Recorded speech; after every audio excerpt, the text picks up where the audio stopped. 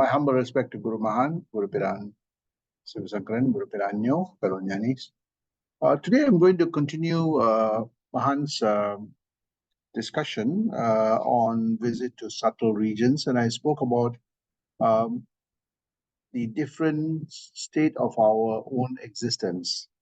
And when the mind is locked on to the gross body, it gets gross experiences. And when the mind slowly locks on to more subtle parts of our body, the mind experiences that subtle experiences, right? So here, I covered the last time on the different parts of different layers of our bodies, different layers of bodies that we have, not just one, but we have multiple layers. And I spoke about the physical body, I spoke about the astral body, the causal body, and then finally the universal identity.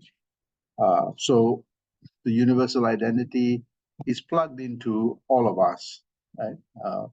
How is it that we don't experience or don't, feel it? Many people don't feel it, but yet it is there. So, I spoke about that physical body, and I'm going to now take you through what is it that we need to do to experience each one of those different layers. It is there with us, but we are not fully conscious of it. Occasionally, we experience it, but it's not. We do not experience it in a very long-lasting way. So, how do we then experience this? So let's start off with the most gross part of our body, which is the physical body. Again, I said this is the food illusion sheet. It's made out of the 5 elements of nature. And for us to experience the body, we really need to know the body very well. Many of us use our body, but we don't know what the body is fully, right? So, and this is where we see that, when we understand the workings of our body, when we understand under what condition our body is alert, what condition our body is, very vibrant, what condition our body is when it's kind of a little bit tired or sick. So we have to analyze our body, our mind, our intellect, and our spirit, in depth. That is why you see that the Mahans and other great saints, the scientists have their telescope and the microscopes. The Mahans have their inner scope. What does that mean? It means that they transform their body, mind, intellect, the physical body, the astral body, the causal body as the laboratory of analysis. Right? So most of us drive a car, but we don't know the workings of the car. If something goes wrong, we have to take it to the mechanic. But if we were a mechanic, then we will know that any small noise in the car, we will know what that noise is. We want to know what it is, and so on. In that same way, we have a physical body, but many of us don't know what workings of the physical body, far less how it was constructed, how it was created, and what are the elements that make it, and how the elements influence the bodily state. So, what do we need to do, right? So what we need to do is really understand, if we want to experience this different levels and different layers of, the regions or the sheets of our body, we really need to then go much more in depth.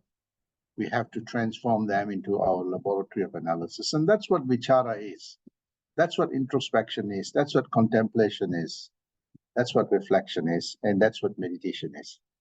So, Mahans and great saints were explorers and scientists of their own faculties, the physical body, the astral, causal, and also their own universal identity. So what is it that we need to do to really understand our physical body? We really need to push our body to its limit, right? This is where exercise or walking, yoga, the asanas, are really important. The first three part of when we exercise, we push our body to a level where the body, is now, stressed. In that stressed level, we see that the body starts releasing hormones. When the body starts releasing hormones, we start seeing that, we start getting a much more stronger sensation, feelings, and experiences of that body, right? Similarly, yoga, all the various asanas that are done is essentially to be able to put pressure in certain parts of the body so that the blood flow is traveled or channeled to those parts of the body and the nerves become more stronger. When the nerves become more stronger, the flow of electromagnetic fields become much more stronger. So you see every asana, every posture, whether it's the normal yoga posture or whether it's the exercise posture, you see that it actually, puts stress on muscles, puts stress on our nerves, and you see that blood flow intensifies, and you see that you can feel that experience very, very strongly. The other aspect is also breathing, learning to breathe properly. Most people have very short breath. There is a breathing called the Ujjayi breathing, which is called the diaphragmatic breathing. When we have the diaphragmatic breathing, you see that that diaphragmatic breathing fills up our lungs. And there's a lot of flush of oxygen in our bloodstream. And we see that, it's a breathing where we have full diaphragmatic, full opening up of our lungs. We hold it for a while so that the air percolates. And then we release it, the long release where we expunge all the carbon dioxide. And that continues, and you see that the blood starts, our bloodstream has a lot of oxygen that is traveling, the flow of blood, flow of electromagnetic field. We see that, our body, the nerves become much more stronger. The nerves are very important for the flow of electromagnetic force field, which essentially makes the body healthier. Right? So if you don't walk or exercise for a long time, you see that, the nerves become more shrunken, the flow of energy is not very good, the flow of blood flow becomes not very good. So you can't feel certain bodily experiences, sitting in lotus position, stretching, all those things. If you take a nice walk, say 2-3 kilometers of walk, and you're sweating, and you sit down quietly, actually you can feel the energy flow. You can feel the bodily energy, right? So under the ordinary circumstances, we may not feel the body because the body is in a steady state. The mind has got used to that steady state of the body, so it cannot experience it. But when you push the body beyond your ordinary state, the mind suddenly feels, wow, this flow, this energy field, and some of the things that I do is I go for a nice walk, start slowly and then you intensify. By the time you finish about 2-3 kilometers, you stretch, you do your stretching first, and then you do your walk, and then you sit down after your nice walk, you sit down quietly and you close your eyes. You can feel the entire reverberation, the flow in your body. So the mind is able to experience that body because the flow is much more intensive than in a restful state or in ordinary state. The breathing is also really important because you've got to learn to breathe deeply, and part of the breathing is also linked to calmness of the mind because, as I said earlier, the bloodstream is filled with oxygen, the flow. The biggest the biggest user of oxygen is the brain. It needs that to be able to process information. So when you have a flush of oxygen, you see that the brain is more calmer and cooler. It's easier. So you see in many practices, the breathing is linked to that mindfulness, the calmness. So if you want to experience your body in the fullest, you really have to push your body. Don't overly exert your body. Do simple asanas to start off, and as the body becomes more toned, you see that your experiences become much more better. Of course, food is also very important. We need to make sure that We have a balanced diet. We have carbs, fruits, vegetables, nuts, because all these nutrients are very important elements to build the body. And as we age, our metabolism slows down. The processing of many of these food items may not be very optimal. So they get excreted, and we exclude, the things go out. And if we don't eat good food, balanced vegetables, the body is not getting the nutrients. So it's unable to absorb, the energy and so on. So it impacts our metabolism. And you see that slowly our experiences of our body is not so great. Things that happen if we don't use our body intensively is that, you can't see things properly, you can't hear properly, parts of your body, you get numbness. All those things are part of the aging process. So if you want to age gracefully, these are things that Mahans and other great saints say that, if you want to experience the fullness of your physical body, fullness, when the physical body is fully healthy, the brain is fully healthy, the brain has that, power to be able to analyze things. If the body is weak, if the body is tired, if the brain is tired, you see that the experience becomes blunted, experience becomes shallow. So you've got to get, one of the other things that I also want to add here is, besides exercise, yoga, asana, breathing, and food, is sleep. Sleep is very important. It's a way that the body cleanses, right? And you see that, cleanses all the toxins in the brain so that the brain can recalibrate to experience the world. Every time it experiences the world, it, you know, retains a lot of elements or a lot of, minerals and a lot of toxins. And you see that when in deep sleep, there's a cleaning process. Very similar to our car engines, right? We have engine oil. We put in good engine oil. But after 5,000, 10,000 kilometers, you see the engine oil. It's so, they say dirty, but actually it looks dark compared to the earlier, very clear. That's because of friction, friction of the pistons and so on, creates, the changing, it changes the oil, it changes. So you've got to regularly, clean it. In that same process, when you're using our brain, we start seeing that a lot of, remnants of, because there's a lot of exchange of electric pulse. So remnants of that remains in the brain. So sleep actually completely cleans it out. Right? So we see that if we want to have full experience of our life, full experience of even meditation and so on, the body must be healthy. So food, exercise, sleep, all these are very important part of the meditational practice. The second part of, to experience the astral body is, besides keeping the body healthy, your nerves, your electrical circuits are all very strong. You see that the next part of the astral body, to experience the astral body, one, has to enhance the energy sheet. That means the energy that is powering the body. So here, this is the life force. For many people, you see that as they age, the life force dims. You see them as low-powered people, always very dull, no creative ideas, not vibrant. Sometimes they draw your energy too.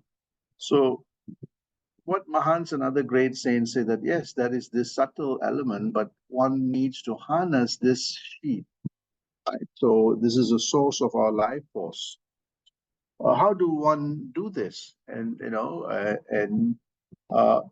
meditation is so important, particularly Kundalini meditation, the meditation that enhances, elevates your bioelectromagnetic force field. You see that the life force is linked to this Kundalini, or sometimes we call the Kriya force. Chinese, they call it Qi. right? So when we practice Kundalini yoga or other meditation, Kriya yoga, we raise that bioelectromagnetic force field in our body. Our life force becomes more magnified.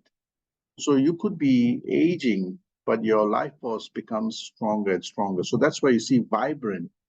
I know a Swami who is about 90 years old, so vibrant, traveling everywhere. He recently visited Malaysia, even though his body was sick, he's still very vibrant, right? So this meditational practice is so important that it is the source of our life force. And as we start practicing like the body, if we harness, tone our body, we can experience the body in the fullness, right? The same way, when we harness our meditational practice, we actually experience the bioelectromagnetic force. We'll experience that glow, that tejas, the sense of you don't feel tired. The stamina is there, right? Because the life force is magnified. For most people, uh, as they're young, the life force is very vibrant. So they want to do things. They're go-getters.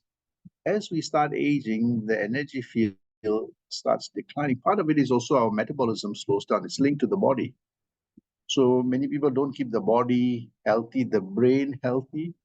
They think about all negative things, so the brain gets all cluttered. It requires more oxygen. You're breathing more intensive. You're not sleeping properly. So the body is not healthy. The brain is not healthy. You see that your life force becomes dissipated. Right. So we see that, but when you keep your body healthy, your mind and your brain healthy, you see your meditational practice becomes much more better. You can feel the vulnerable, you can feel the vibration much more stronger. So this mindfulness practice is so important that your life force becomes more magnified. And you see in some people, the life force is so strong that you can see a glow in them. You can see the glow in their face. You can see the aura, that permeation of that energy, right? So this is where we see that meditation is really important to harness and experience that energy sheet. The next one is actually the mental sheet. This is the thoughts and our emotions. Again, sometimes most people have no control over their emotions nor the thoughts. They get angry fast, they get, pissed off, they get all kinds of things, right? So they don't have full control over their mental state, their own emotional state. And this is where, if we keep our body healthy, if we keep our energy force dynamic, to be able to channel in the way we want, we see that, all this is really good. But one of the core things of actually discovering our own mental stamina and mental state is the practice of the GP Mahan's values. Initially it's not easy. You see that as you start having gratitude to what you have, a healthy body, you know, healthy mind, all the niceties of life that has blessed you with, you see that, the gratitude, you have an appreciation, you have that gracefulness that comes in, you cultivate core values like patience, perseverance, persistence, the practice, the passion for life. You stop complaining, you start, not finding faults with others, you become more gracious. You start getting the mastery of who you are, mastery of your mind that generates the thoughts. You have full mastery over control over your emotional state. You have that sense of humility that though you control everything, you are part and parcel of everything. You become agile, your mind becomes more agile in managing complex situations. And finally, everything that you do is for the broader noble cause. So you see that when you have the GP Mahan values, you have full control over your thoughts, full control over your emotions. You can channel that force, that prana, in any facet of your life. You become the person that creates happiness, joy, productivity, and so on. So the mental part becomes strong, and you experience, actually, when you do this, you actually experience the power of your mind. Your mental state becomes so strong that nothing can shake you, but yet you can move everything. Right? So you experience your own mental state, as you experience the physical body, and you experience your Kundalini force, and you experience the power of your human mind. You can push it to the brink, and everything that you do with your mind becomes very successful. Yes, you may be knocked back here and there, but you get up and you find new ways to discover. Right? So we see that, we see, wow, I have an amazing mind, a beautiful mind. You experience that. Right? So you become the first-hand experience of your own mind. The next phase is actually our intellectual sheath, right?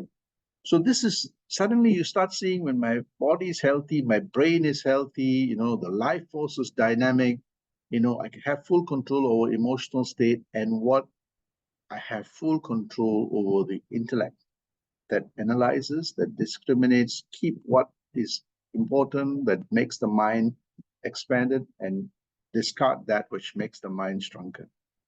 So power of our intellect becomes so great. You actually experience your intellect because sometimes you're sitting down quietly. Suddenly an idea comes. Suddenly a poetry comes, right? Where does it come from? You can experience, actually your intellect is putting things together. Maybe you have A and B, it puts together and you get B, C, D, E, F, right? So the mind becomes so creative. Your intellect can make sense of different complex ideas that may be separate, but it brings everything together, right? This is the experience of the intellect, right? Sometimes when I'm driving, I just want to be quiet. Sometimes I just want to be silent, not do anything, not even meditate, just sit down quietly and experience the ideas that are blooming in my mind, right? This is the experience of the astral body. So I've spoken about experiencing your physical body, experiencing the three sheets of your astral body. Be mindful, observe, right? And we see that how do we do that? This is, the controlling our, mental state. That's the GP Mahan's values. But the intellect now becomes curious, becomes exploring, right? So sometimes, as I said earlier, I just want to sit down quietly and introspect all the things that are happening with the body, with the mind, all the experiences, contemplation, reflection, meditation, and including, having a service mindset, that how can I look at new creative ways to make things better. So sit down quietly and you contemplate, you see that you get beautiful ideas. This is how wisdom knowledge, the wisdom that you experience of yourself.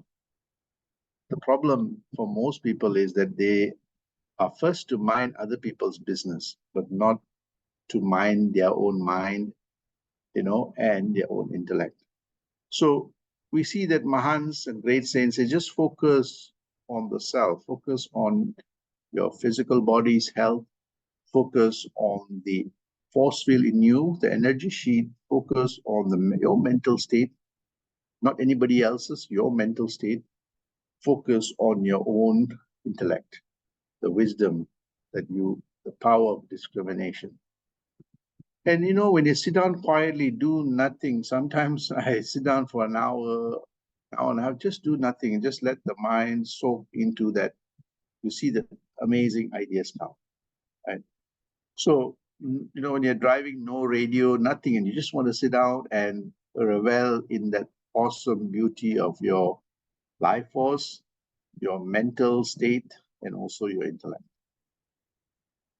Sometimes we call this rumination.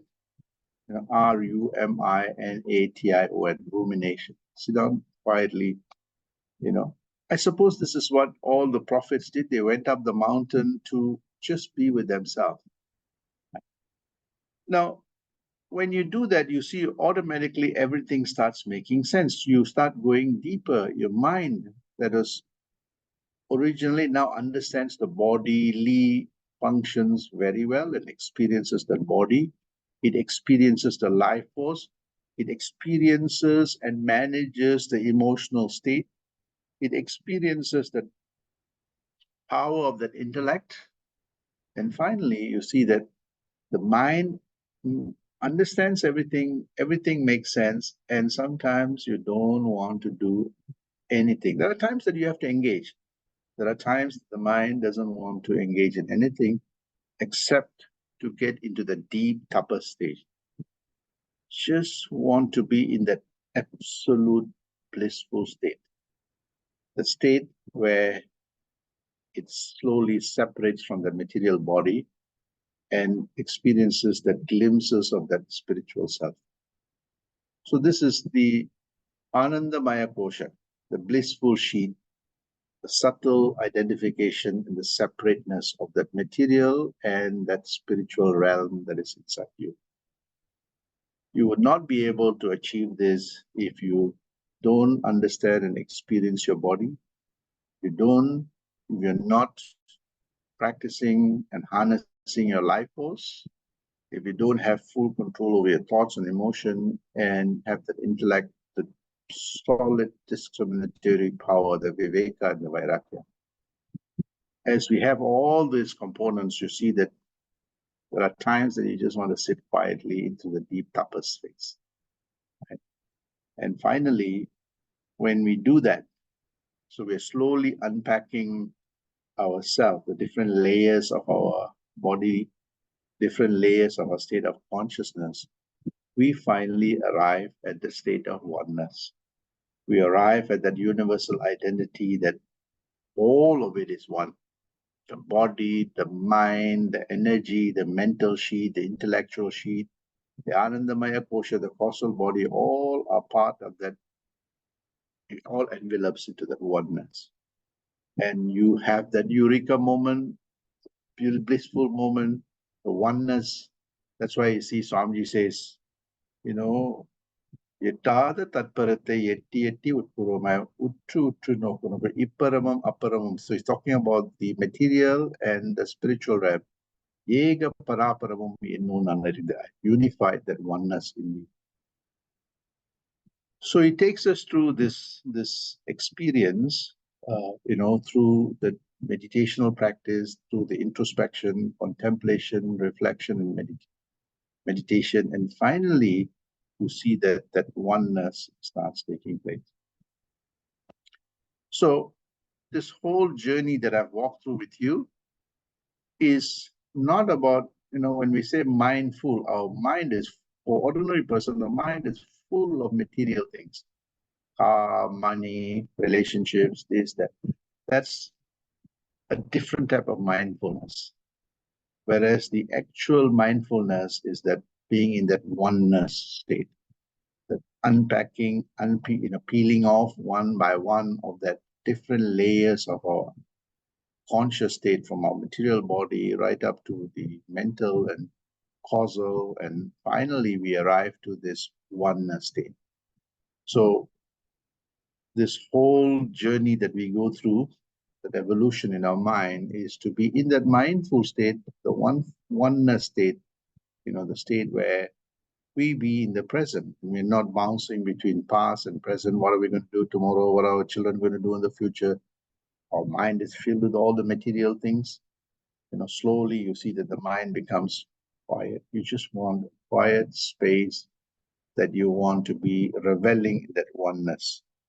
When you experience that, when you are operating in that is what Swamiji's meditation is Swamiji, that oneness is percolating in every state.